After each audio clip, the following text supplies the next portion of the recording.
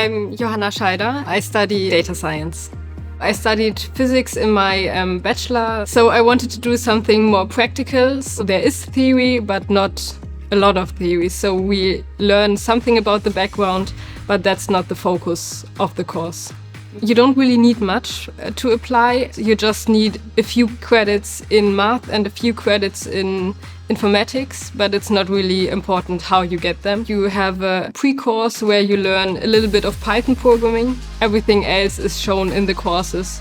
My course is really small, so therefore it's really familiar. So we have only few professors and only few other students. In this course, we really learn the whole pipeline. So we start with reading in the data and then cleaning the data, preprocessing the data, and then visualizing the data, and also machine learning and deep learning. We also have the application project, and there's a cooperation with different companies where we work together with the company to get first insights how jobs could look like.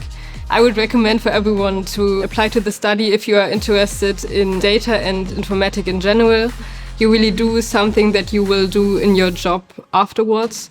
Everyone creates data, and if you analyze this data, it can create a really huge impact for the company you work for.